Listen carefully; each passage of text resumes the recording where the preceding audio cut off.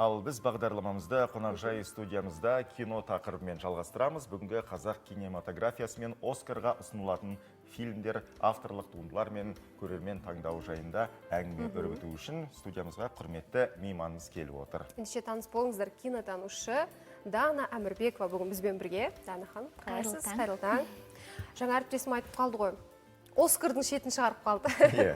Яғни Оскарға қазір іріктеу. Бүкіл әлемдегі ең маңызды кино жүлде Оскар екенін баладан, еңбектеген баладан еңкейген қарияға дейін біледі. Сонымен бізде үміттіміз ба? Үмітсіз шайтан дейді. Әрине, іріктеу басталды. Осы отандық үздік фильмдердің арасынан үздігін таңдап, бізде ұсынатын боламыз жақында.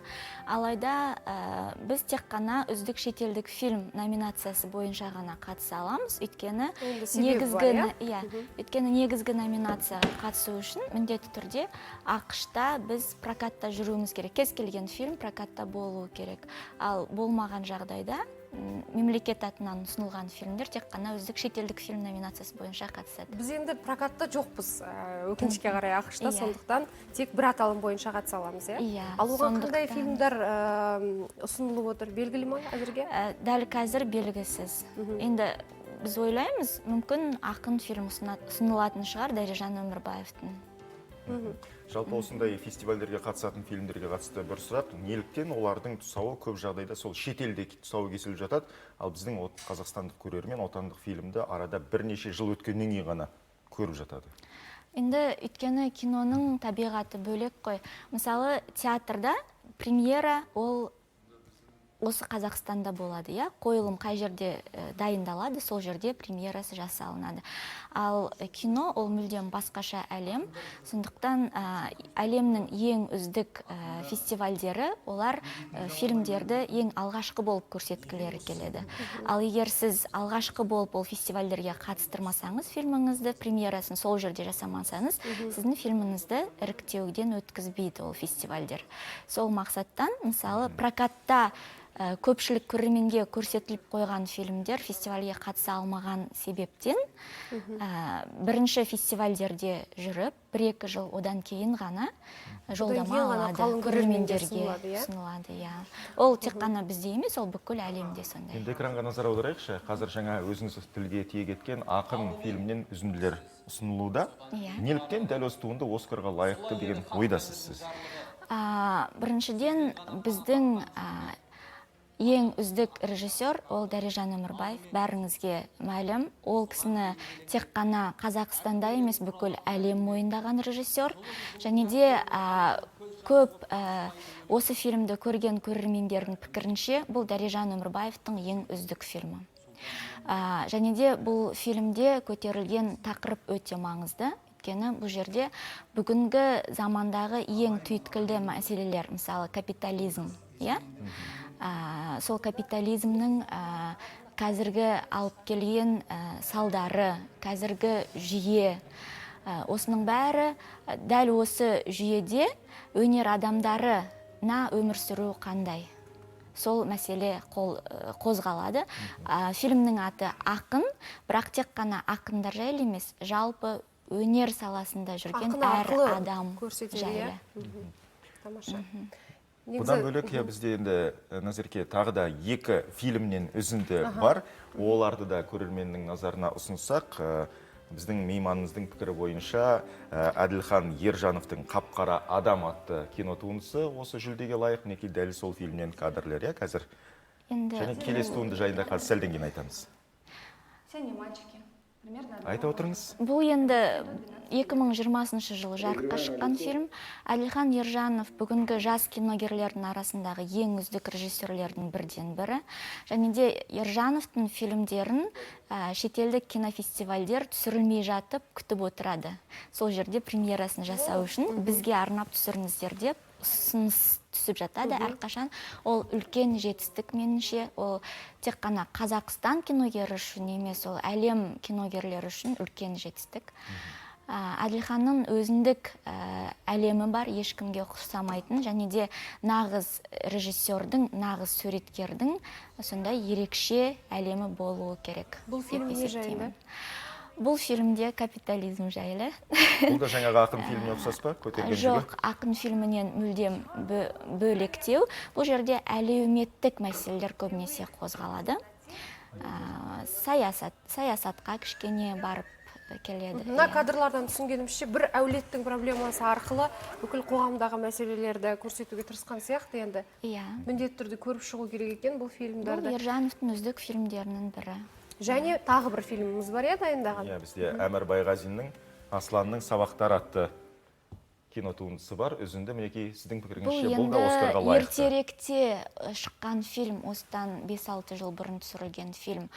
Алайда дәл осы фильм шыққан жылы өкінішке қарай біздің мемлекеттің атынан бірде-бір фильм ұсынылған жоқ. Менімше сол өте үлкен қателік болды. Егер сол жылы осы фильм ұсынылғанда, мүмкін біз Оскарға жақын болар едік.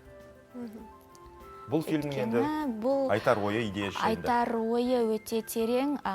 Былай қарасаңыз, бұл фильмде бір мектептің айналасында оқиға баяндалады.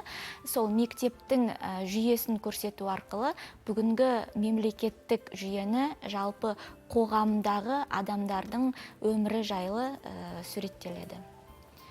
Жақсы. Енді 3 режиссердің 3 туындысын атап өттік.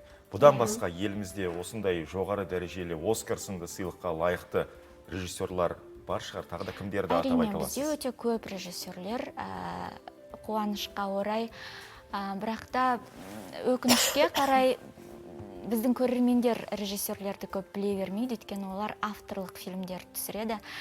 Және де ең үздік режиссерлердің бірден бірі ол әрине Серік Апрымов. Серік Апрымовтың фильмдері өте терең, өте мазмұнды, және де көбінесе ол кісінің фильмдерінде сюжетіне қарап, мүлдем басқа нәрсе көресіздер, көрермендер.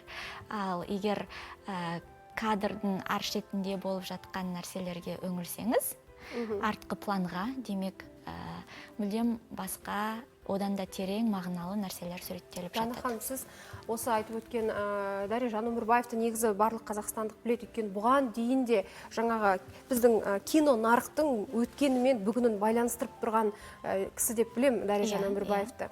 Сол кісіні енді біледі. Бірақ Серік Апрымов, одан кейінгі міне келе жатқан жас буынды авторлық фильм түсіретін режиссерларды халық көп білмейді деп жатырсыз. Ол рас. Оның себебі менің ойымша қазір біз білеміз комедия түсіретін Нұрлан Қоянбаевты. Біз білеміз Нұртас Адамбаевты. Тағы да көп қой қазір шығып жатқан актерларды, әншілерді, мейнстрим бағытында түсіретін режиссер болып жатқан кісілер көп. Мүмкін бұл жерде жаңағы жарнама ма, насихаттау ма, сол дүние аз болып жатқан шығар. Жалпы сіз қалай ойлайсыз, не себеп оған?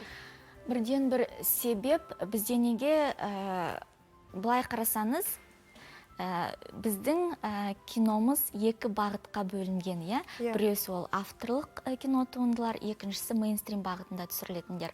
Авторлық кино туындыларымызды әлем мойындайды, өйткені ол жерде өте терең кино тілі мысалы, иә? Бірақ оны бәрі жақсы көре бермейді, негізі көрерменнің бәрі көре алмайды авторлық фильмдарды. Мен келіспеймін, көрермен біздің көрермен өте ақылды көрермен. Ол жағынан күмәнім жоқ. Бірақ енді авторлық айтады ғой, біздің көрермен түсінбейді, біздің көрерменнің деңгейі төмен, оғаннан да көрсетуге болмайды, мен келіспеймін. Деңгейі төмен деген сөз аузымыздан шыққан жоқ. Біздің көрерменнің талғамы биік, бірақ авторлық фильмдар, мынадай ұзақ кадрлар, ол бұрыннан келе жатқан дүние ғой, ол белгілі аудиторияны қамтиды. Яғни кез келген адамды отырғызып кинотеатрда сіз авторлық фестивальды фильмдарды көрсете алмайсыз. Авторлық кино ол мейнстрим бағытында түсірілетін фильмдердің көркемдік деңгейін өсіреді. Мысалы, кез келген өнер бағытын алып қарасаңыз, эксперимент жасайтын суреткерлер болады, иә?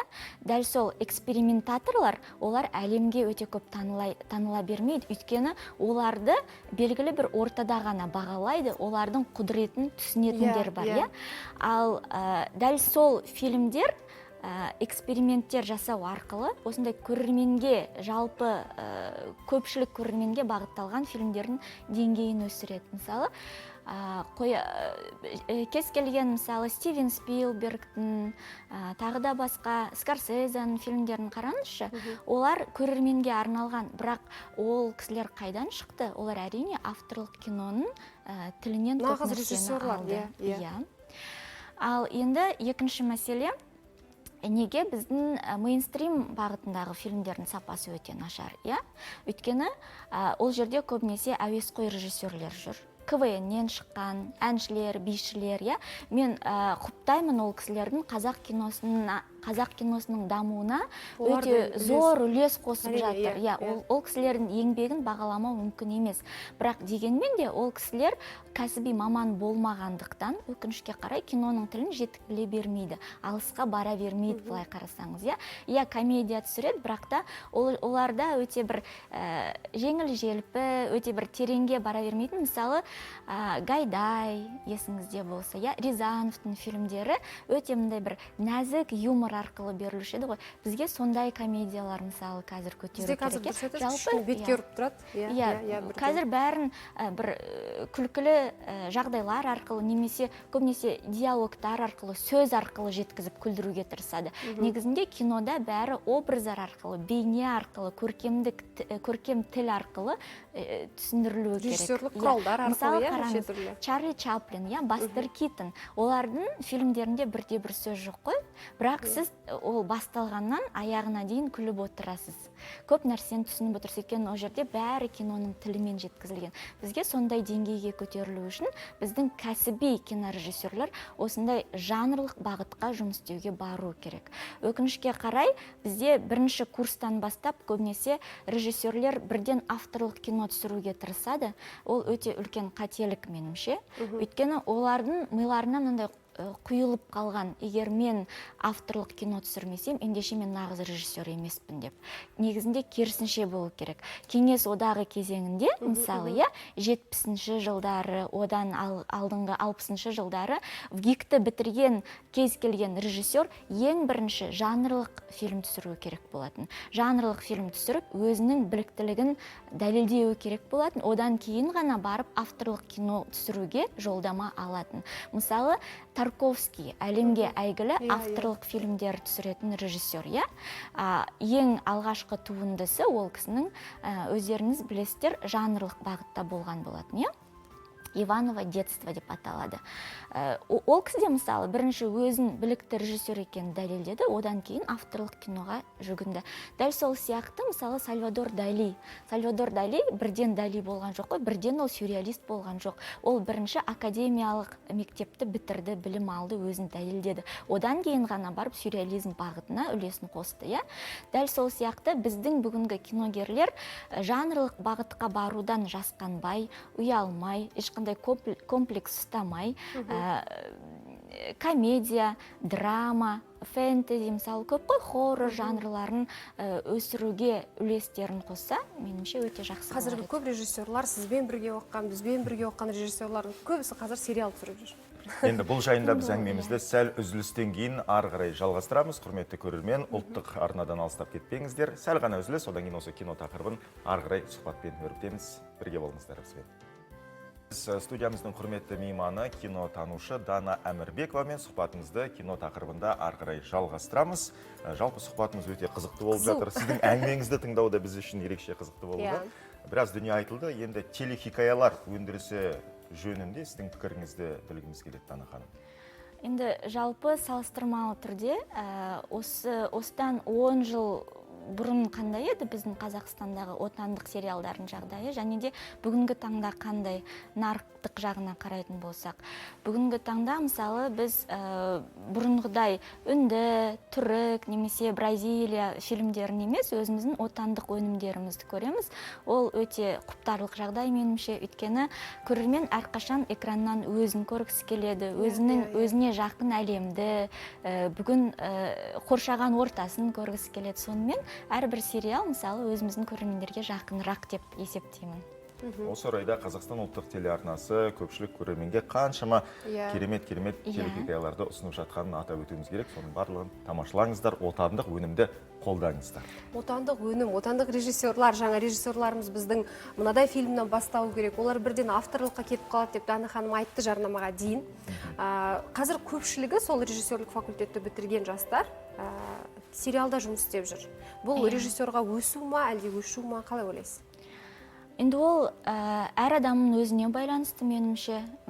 Бір адам сынып қалады, керісінше екінші адам одан да бетер көтеріле түседі. Мектепте де солай ғой, бір адам 2 алса, керісінше жақсы оқып кетеді, мотивациясы артып, керісінше дәлелдеймін мен деп. Ал екінші адам, болды, мен қолымнан түк келмейді, түсінбеймін, мен оқымаймын деп қоя салады. Маған 2 қойды деп. Сол сияқты әр маман негізінде егер болашақта өзін маман ретінде көрсе, өзін дәлелдегісі келсе, тырысу керек. Керісінше сериалдарда жұмыс істеу ол үлкен тәжірибе меніңше. Адамды кәдімгідей жаттықтырады режиссерлерді жылдам болуға, білікті болуға, білімін арттыруға. Меніңше өте пайдалы. Білім арттыру, біліктілікті арттыру деп жатырмыз ғой. Бізде қазір Алматыда Қазақ ұлттық өнер академиясы бар, Темірбек Қаралы Жүргенов атындағы. Ол жерде кинофакультет бар. Бәріміз сол жерде оқыдық, Ол кинофакультет бар. Және Астанада Шабыт өнер университеті бар. Ол жерде де кинофакультет бар. Туран бар университет. Бірақ сіз сияқты кинотанушылардың айтуы бойынша елімізде кино институты қалыптасу керек дейсіз. Ол бізге не береді? Негізінде бұл мәселені ең алғашқы болып Дәлжан Өмірбаев қозғаған болатын. Жалпы өздеріңіз білесіздер, әлемде ең атақты киноинститут ол ГИК Ресейдегі, сол Ресейден бүкіл әлемнің киногерлері білім алады, және біздің қазақ режиссерлері де сол ГИКті тамамдаған болатын. Дәлжан Өмірбаев, Апрымов, мысалы Тименов, Әмірқұлов, егер айта берсеңіз, ол таспих сияқты кете береді, тас сияқты. Енді бізге негізінде дәл сол ГИК сияқты тек қана кино саласын үйрететін, кино саласын зерттейтін, кино мамандарын дайындайтын институт керек. Ол жерде, мысалы, біздің академияларда бір қарасаңыз, әншілер, бишілер, күйшілер, тағысын тағы басқа мамандықтың бәрі араласып кеткен. Ол әрине жаман емес, жақсы, бірақ та егер біз өзіміздің қазақ киносын дамытқымыз келсе, біз оған зейін салып, тек қана осы киноны ғана үйрететін, соны терең зерттейтін, терең оқытатын мекеме қажет. Тамаша. Енді сіздер жиі сұхбаттарда айтатын болсаңыздар, бастама көтеретін болсаңыздар, біздің елімізде арнайы кино академиясы, кино институты да ашылады деген сенімдемін мен. Тек қана кино институттар емес, сонымен қатар бүгінгі таңда өте бір түйткілді мәселе, фестивальдер бізде қазір көп. Былай қарасаңыз, көп фестивальдер, мысалы, қысқа метрлі фильмдерге арналып жатады. Меніңше, дәл сол фестивальдер сияқты бір қаржы бөліп, кино жайлы кітаптар шығаруға, кино жайлы монографиялар шығаруға, кино журналдар ашуға да біздің мәдениет министрлігі көңіл бөлсе екен деп есептеймін. Өйткені бізде қазір көрермендер киноны жақсы көретін. Олар айтады, сіздер қайда жазасыздар? Режиссерлер жайлы басылымдар қай жерде басылып шығып жатыр, мысалы, мына фильм жайлы рецензия оқиын деп едім, оны қайдан оқысам болады? Оның бәрі ғаламторда жоқ па? Оның бәрі ғаламторда бар, бірақ та ғаламторда қалай, аптасына бір ғана мақала шығуы мүмкін киноға арналған. Ал егер бұрынғы кеңес замандағыдай арнайы бір журнал болса, тек қана киноға арналған, өте жақсы болатын еді деп есептеймін. Студиямызға келіп, кино тақырыбына қатысты осындай келелі әңгіме өрбіткеніңіз үшін сізге зор алғысымызды білдіреміз. Көптен көп рахмет.